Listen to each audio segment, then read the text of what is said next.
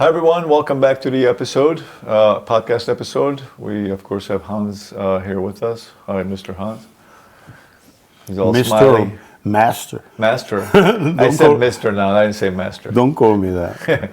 I always say I'm just an old dog shit picker. He's just a janitor. Genetics of the dog. Is that the title today, or Genetics of the dog you train. Oh, you train. That's the proper title. Yeah. So take it away, Maestro. I'm like Paganini. Paganini of dog training. Cesar Milan could be listening to this one day. Yeah, I love Cesar Milan, man. He has a similar life like I had. Yeah, yeah. We got to make a podcast about how I came American and all that one day. Yeah.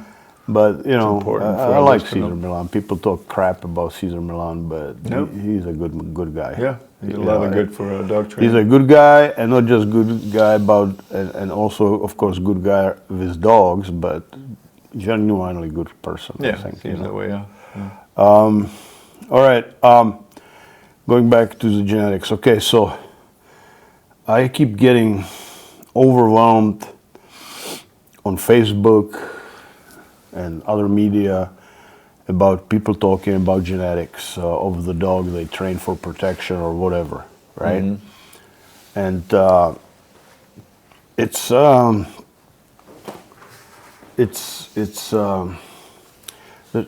we need to understand certain things, right? We cannot.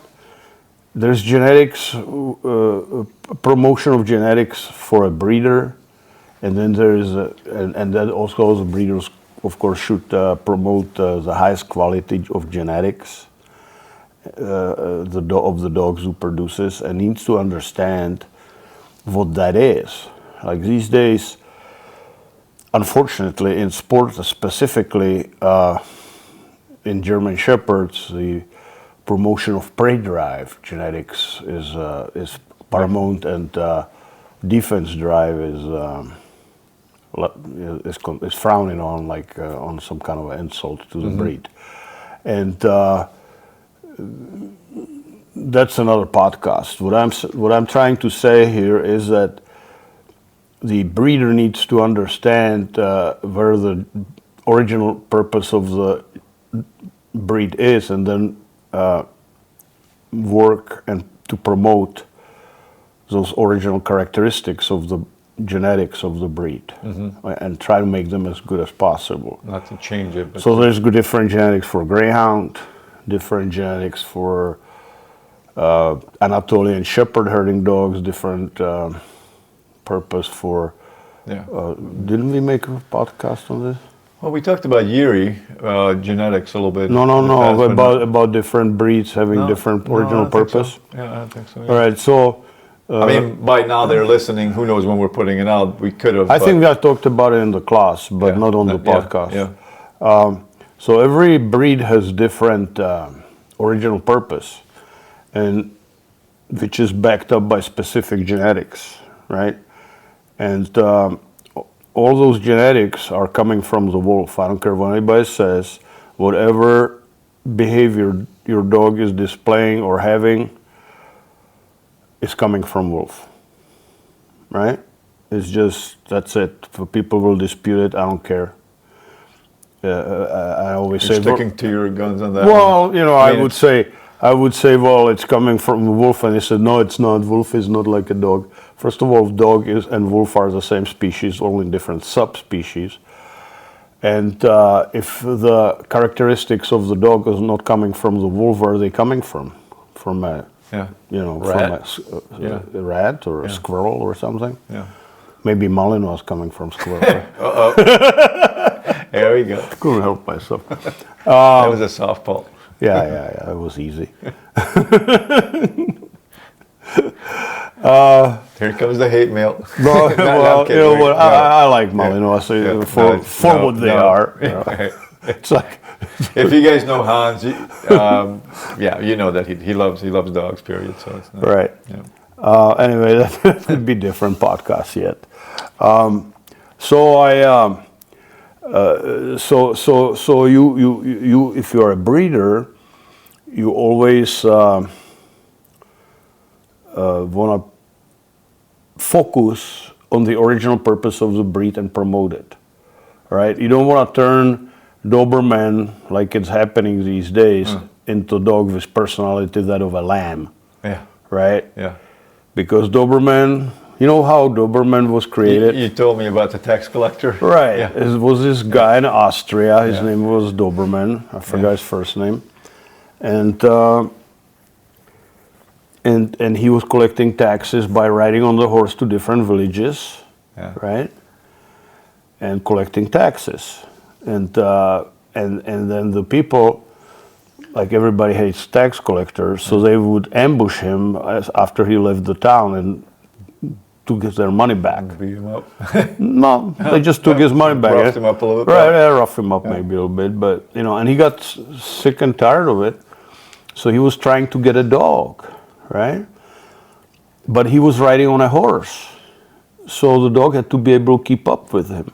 Mm-hmm. So what he did, he says, supposedly he said, I'm gonna create me a dog which is not gonna be afraid of a man or a devil and can run next to my horse, right?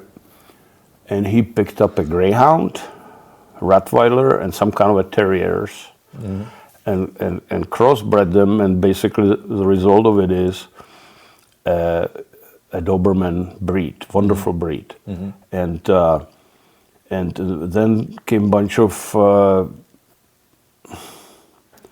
I don't know how to say it without being, you know, without not being nice. Came a bunch of people, right? And they decided they are not going to crop the dog's ears and to not dock their tails, and that they're going, and they start breeding them with, as I like to say, with personality of a lamb. Well, that's not what the Doberman. That's not what the genetics are. That's not what the breeder should focus on. Don't destroy that. If you want to have a lamb, breed a lamb. Don't breed a Doberman which is then behaving like a lamb. So to conclude that part of this is that the breeder should always understand the original purpose of the breed and breed for it. Don't breed for sport. Don't breed for search and rescue. Don't breed for whatever. Breed for the original purpose of the dog. German Shepherd is so lucky that he's it's the most versatile breed there is. So if you breed the dog correctly, that dog will be able to do any kind of work. Okay, but for that you need a trainer, which knows how to train dog. Which brings me to the point where I hear it all the time, and that's why I'm making this podcast. Is people say, well, genetics are 100%. I said, okay, so if genetics are 100%, we don't need to train dogs, right? I mean, you know, you have a police dog, so he's going to patrol the streets by himself, you know, and has a billy club swinging around and all that. And when he sees something, he's going to bite them and arrest them and all that, right? I mean, you don't need to train the dog. They know, you know, no. You have to train the dog, all right, no matter what. Now people say, well, his genetics are not good enough. And I say, well, show me what genetics are, okay, right? So where do you draw the line? I mean, you want to only train the dogs which is absolutely perfect? There's no perfect dog, you know? So you always got to compromise. Now, how far are you going to compromise, right? Are you going to compromise, you know, and then how far you're going to compromise also depends on the ability of the trainer to get over the things which he compromise against, right? So you have a client or coming to you and says, I want you to train this dog for, let's say, protection, and the dog may not be great, right? So what do? You got to hurt the guy's feeling and say, our dog is POS, and get a different dog, like take this dog behind the bar and shoot it in the head. Is that what you're gonna do? No. And it's not even necessary, right? I proved it over and over and over again. You can the dogs have a genetic potential to do specific work. and you just don't know. And I trained dogs well over 50 years, and I'm telling you, you just don't. I thought I could tell before I start training the dog how far the dog can go, and you really cannot know. You don't know until you try it. Yeah. Because I've been surprised by so-called weak dogs so many times, Yeah. which eventually turn up to be great dogs. So I'm talking out of personal experience, Yeah. right? Or So vice versa. Could be the other way too, right? Could be a strong you think it's... no, and then you are does it- screwing the dog up. Okay. Right? So I'm talking about people discarding dogs which are weak, Okay. weak so to speak, but they are not, you know, and they may be only weak in their way they look at the dog. So you have two ways the dog can be so-called weak. It can be weak because he's just not a brave dog, right? He's just not, you know. But you know what? A lot of people go to Marines and they're not that brave, and then after the training they're pretty brave, right? Yeah.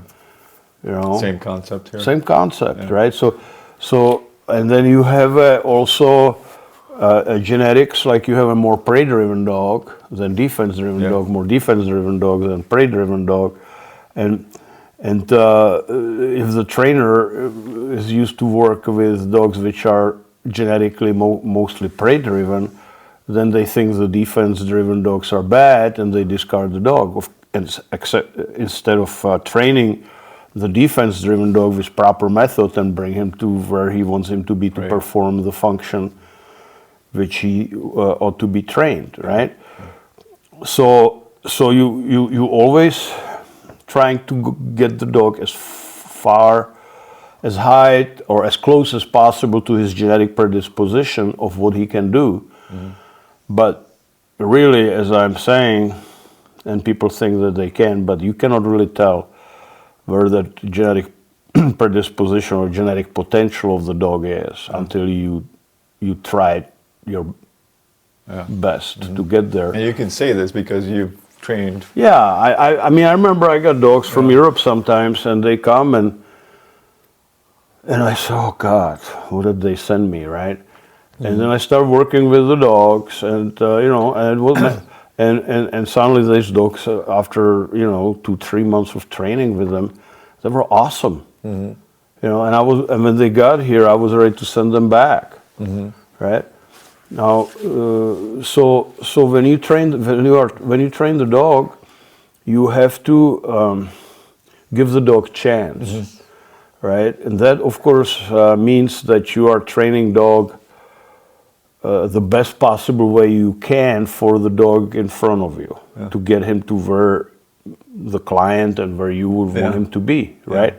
And the law enforcement, they have different tasks, and they're up against the manual. So they get manual, and day 1 you do this, day 2 you do that, day 3 you do that, and they don't want you to deviate from the manual. They call it training out of the manual, right, or away from the manual. So in other words, you do things which make the dog better, but because it's not part of the manual, it may go as far that they will just take the dog out of the train program.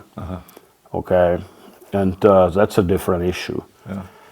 But just because it is in manual doesn't mean that the dog cannot be trained. So I'm talking to you as a dog trainer and not somebody who is forced to train by some kind of a manual, right? So you always want to. So you have a genetic potential, right?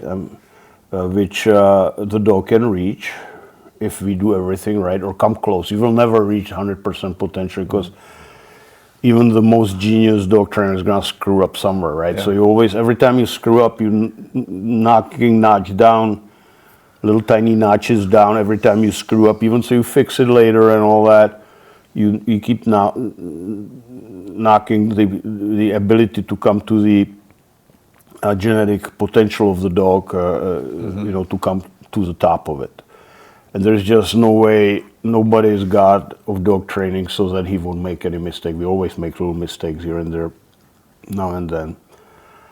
And then you have genetics the relative genetics where you recognize what makes the dog tick.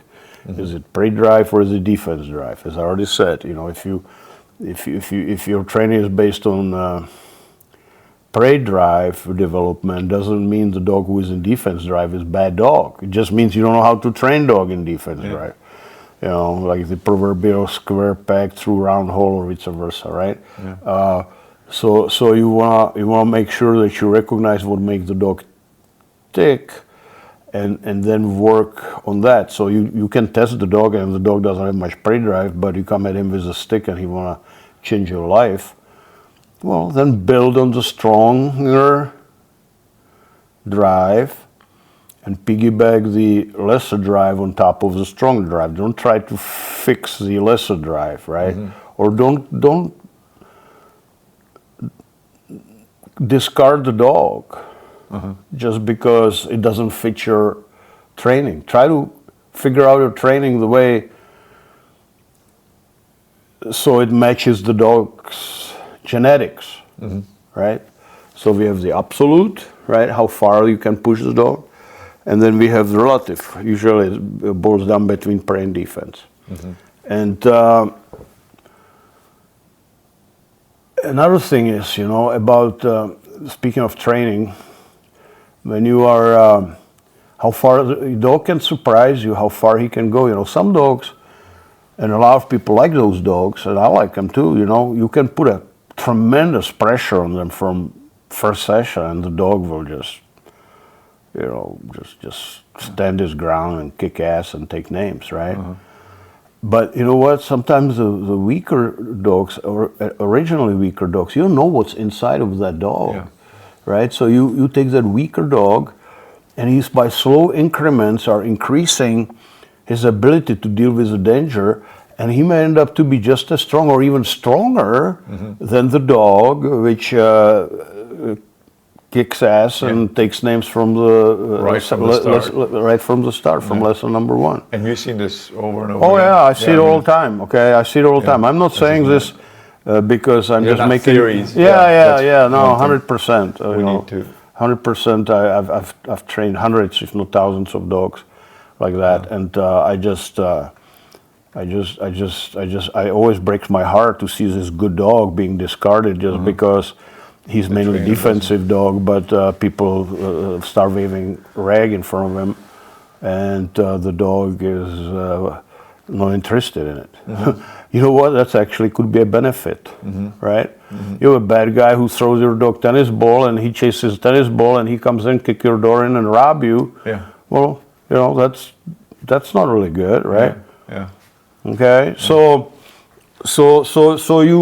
you gotta. And you as you train the dog, you will be surprised if you stick with it, right? You will be surprised. People quit. They quit way before. A lot of it has to do with a lot of trainers. They just want to sell you their dog for $5,000 or $10,000 or more, and they see dollar signs. But I'm not even talking about that. I mean, that's going on a lot. Your dog, they make your dog look like crap, which is easy. I can look any dog like crap. Okay, and then I said, I'll sell you different, better dog, right? And it's a unethical salesmanship. Okay, but. I know there's an argument where people will say, well, I want the dog who can kick ass from get-go. But remember, and I'm being honest, you can get a dog which doesn't kick ass and takes name from the first session, which eventually end up to be just as good or better than the dog who did. You may have to just use different technique and take maybe a little more time, right? But not that much more time. With some dogs it may take extra time. If you enjoyed this content so far, please subscribe to our channel. Also, Hans has a podcast channel called Dog Training for Life. Check that out so you can listen to the audio version.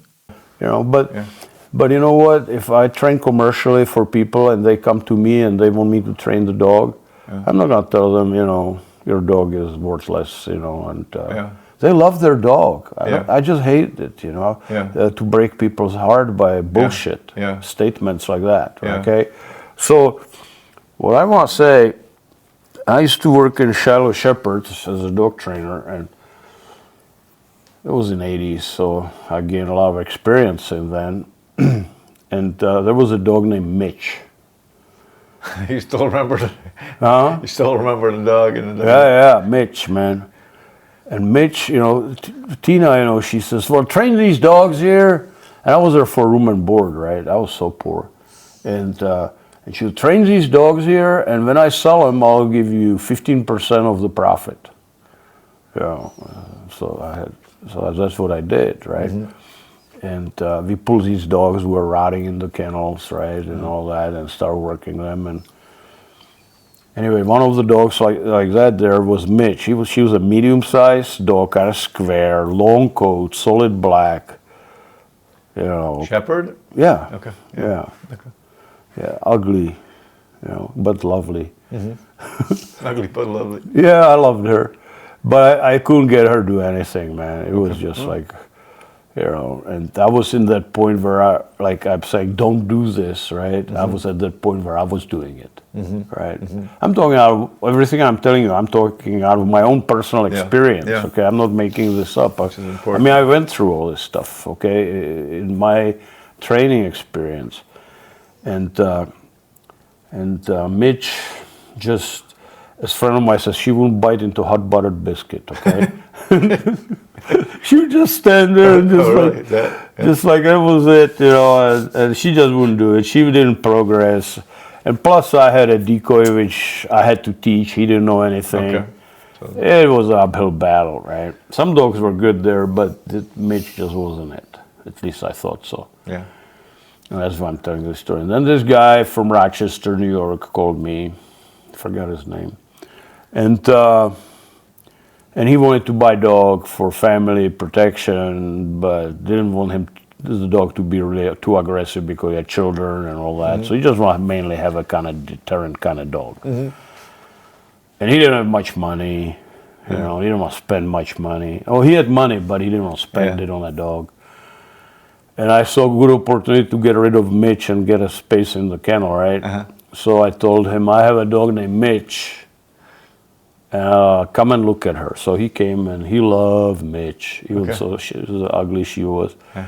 I sold Mitch for $450 back then. I was glad she was gone. Everybody was glad she was gone because she was just taking space in the kennel, eating, and she was not, I thought, not gonna get anywhere. Yeah. And I went to his house a few times, to make sure everything is working out pretty good. And he had a little lovely house. It was a little subdivision, about 5 or 6 houses. It was kind of in the woods in New York, upstate New York, by Rochester. And I come there, and he waited for me somewhere because it was difficult to find. So we met, and then we come to his house. And he goes to his house, and the house is not locked. Mm-hmm. And I say, you don't lock your house when you leave and nobody in the house? He said, nah. He says, there's a good neighborhood, nothing will happen here, he said. Mm-hmm. And I say, you know what, if I would be a robber, I would go to a good neighborhood, right? To rob things. But anyway, he didn't lock his house. He didn't believe in locking his house. And his house was built in such a way that it was built above the garage. Mm-hmm. Okay, so when you walk into the house, the garage was on the ground level and the house was above that. Yeah, I know that. Yeah. And so when you walk into the house, you had a little mud room there where people kept their boots and shoes and all that, and hang their coats and umbrellas. Mm-hmm. And then there was first stairs, maybe 10, 15 stairs, and then there was a little landing. Uh-huh. And then on 180 degrees up was another 15 stairs to the living quarters of the house. I know those houses, yeah. Yeah, and the dog was loved that space on that first landing, right between those two different sets of stairs. And that was her place, and she kind of could tell who was coming or going. And at night she insisted to stay there. Mm-hmm. And the owner says, I don't want her to stay here. I want her to stay there. I said, just let her be, man. She likes it there. What's the harm, right? Yeah. And plus I explained to him, she's guarding your door. You understand that? She want to know who is coming and going. And And so I was there maybe 5-6 times to make sure everything is working out. Everything was working out fine, and then I forgot about Mitch and about the buyer. And like a few months later, I get this excited call from this guy. He says, "You won't believe what Mitch did." I said, "Uh-oh." Yeah. I thought there's gonna be a trouble. Yeah. She did something stupid. And so I said, "So what happened?" And he says, "Mitch, as she's sleeping on that first landing, Yeah. you know, somebody broke in my house in middle of the night, right? Yeah. And I'm sleeping, and suddenly I wake up, and this is a quote. Don't hold it against me." He said, "I hear this screaming like somebody's killing an ape." That's what he said. So I'm just reporting what he said. Yeah.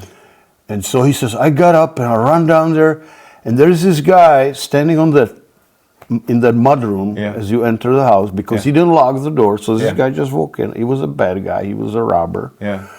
And Mitch, she jumped, according to the bad guy, and reconstruction of the scenario. She jumped at him, and he didn't expect it. And when this client of mine came there, Mitch was standing on this guy's shoulders, Oh, really? and holding him by the top of the head, biting on top of his head, firm bite.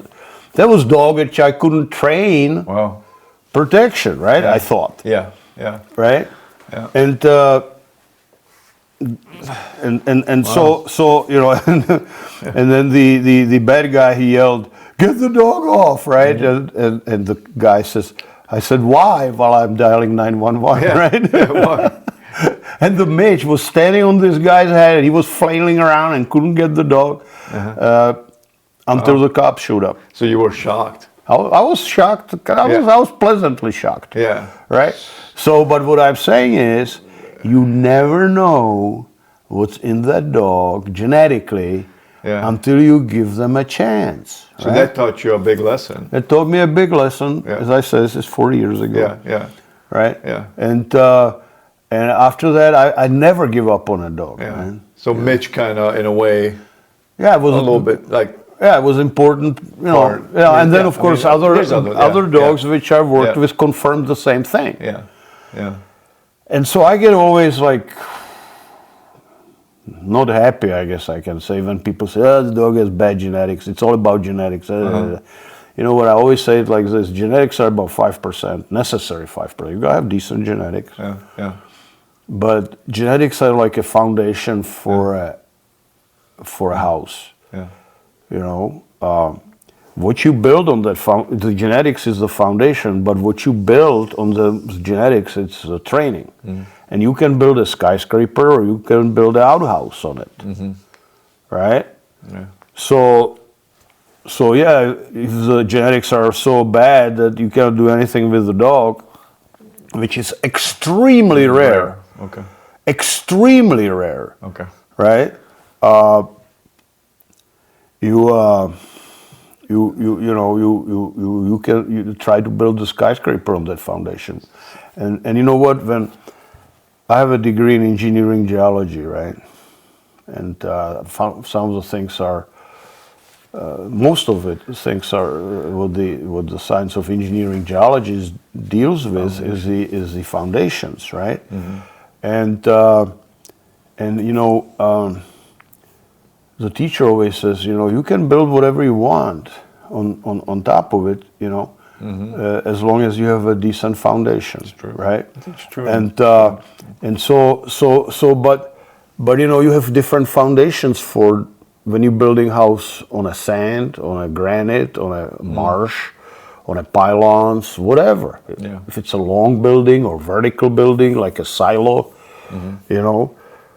you have different foundations.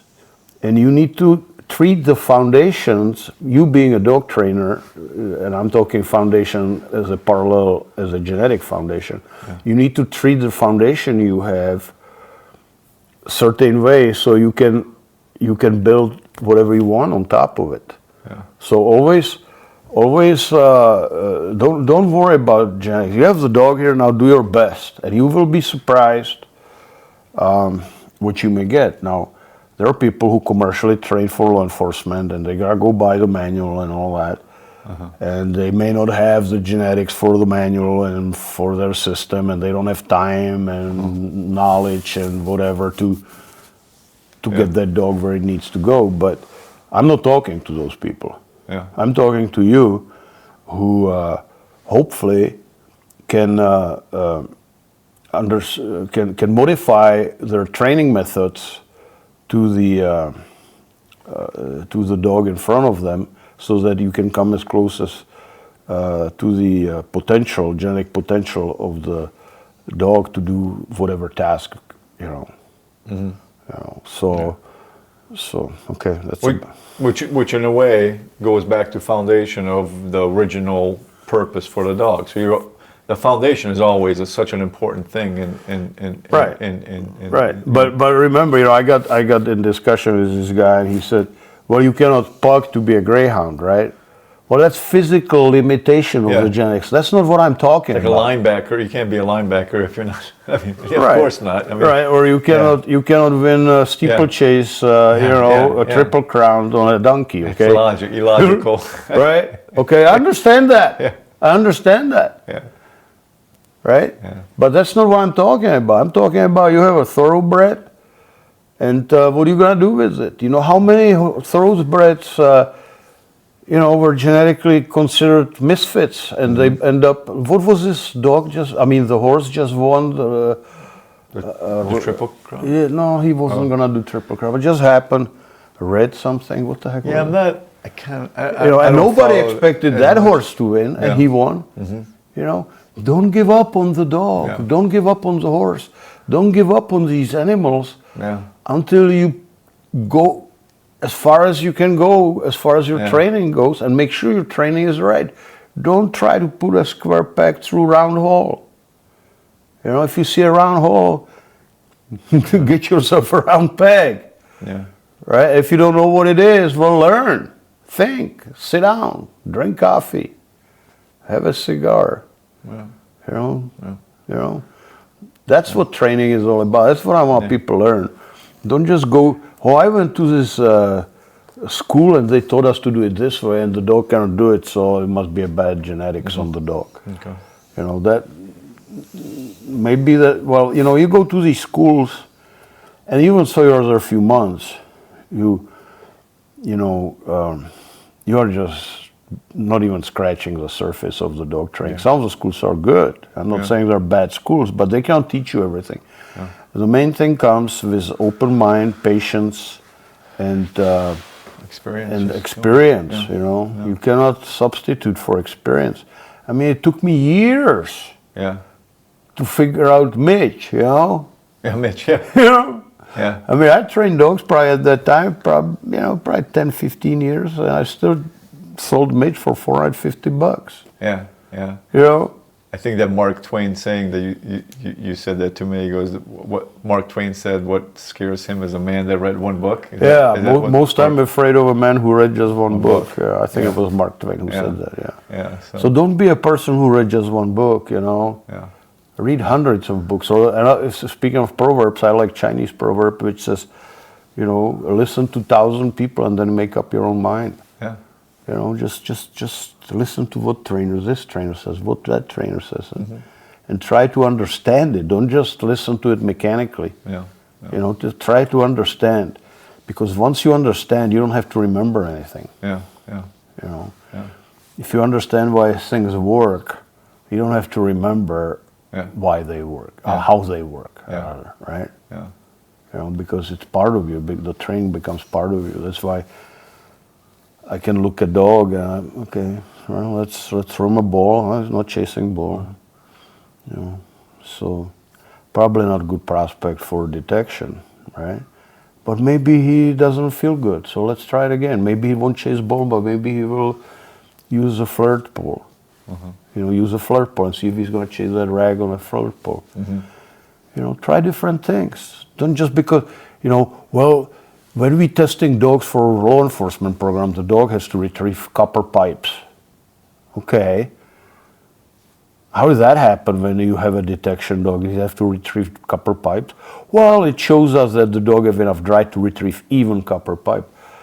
No, what about if he hates copper pipe? What about if, what about if he loves to retrieve something else? Yeah. Right? Work on what the dog is good at.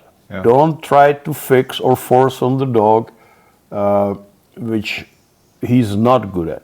Always piggyback on where the dog is strong.